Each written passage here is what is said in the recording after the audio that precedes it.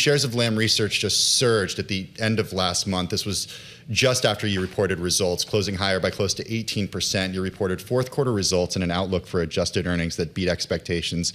You said in a statement at the time that record revenue, operating margin, and earnings per share at a record as AI-driven demand continues to reshape the semiconductor industry.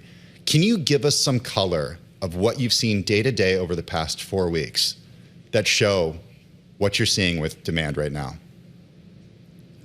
Well, thanks very much for having me today. It's look, I think those results, just indicate we're in an accelerating demand environment for semiconductors.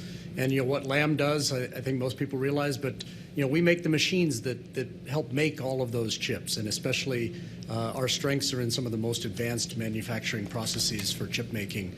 So we're seeing tremendous demand with the AI build out and all of the chips required to support AI.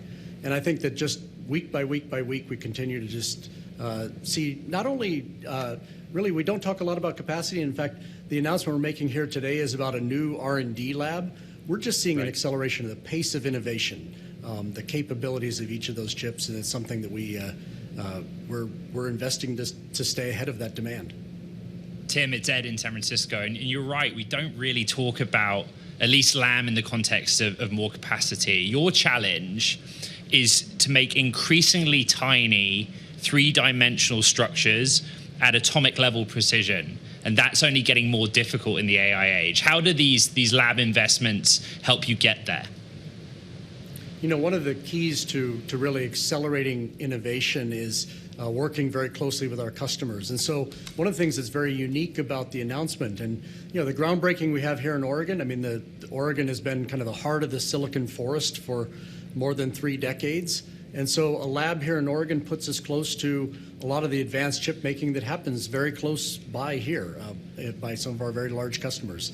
And we also have labs in Asia and Europe as well to put us close to those customers.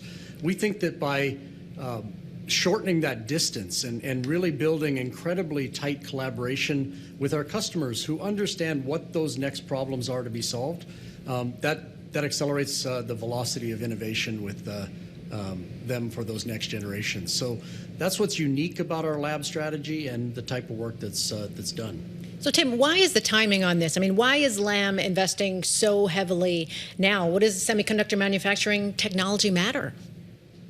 Yeah, if you think about this lab here is part of a much bigger investment that we announced. It's $3 billion across that global lab network.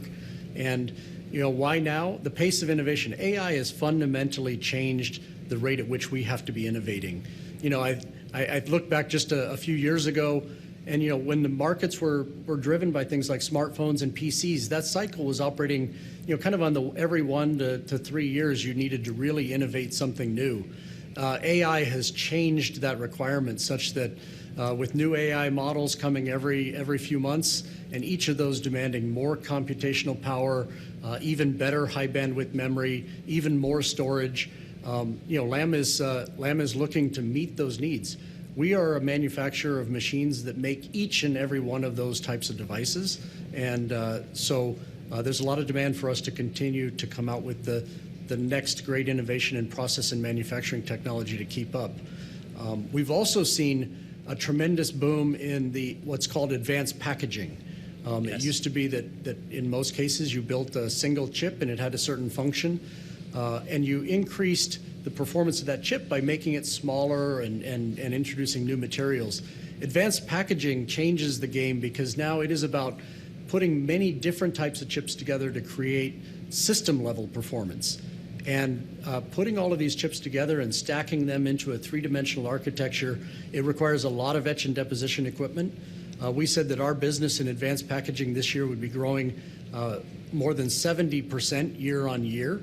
And one of the particular tools, the copper electroplating tool that plays such an important role, that tool is actually developed and manufactured here in Oregon, which makes this such an important site for us.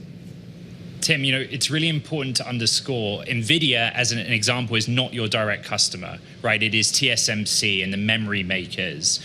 But, it is the demand for lead edge chips across logic and memory, HBM, that is the story out in the world. How much of that growth in demand directly reads through to Lam, and how do you respond to it?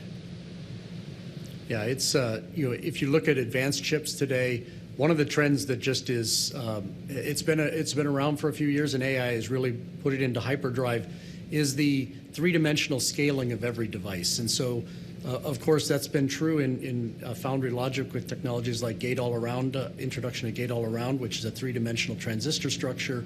But really, it comes to bear when you think about what high-bandwidth memory is. High-bandwidth memory is the stacking of multiple DRAM chips on top of each other to create higher bandwidth performance for AI. And so clearly a three-dimensional architecture that requires a lot of etch and deposition equipment and a lot of innovation for us to be able to support the manufacture of those structures.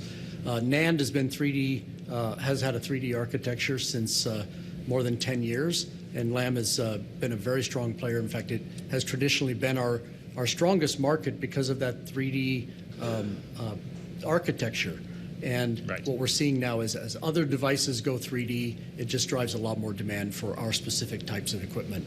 Hey, Tim, we only have 20 seconds left, but you mentioned this is part of a $3 billion effort to expand your global lab network over the next 5 years. You made that announcement just a couple of weeks ago.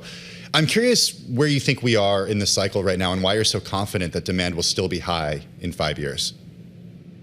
Yeah, well, the need for innovation never ends, regardless of where you are in the cycle. And so, one thing we've seen, I've been in the industry more than 30 years, lots of cycles, and so regardless, the investment in innovation, the investment in R&D labs, putting yourself close to the customer to accelerate collaboration.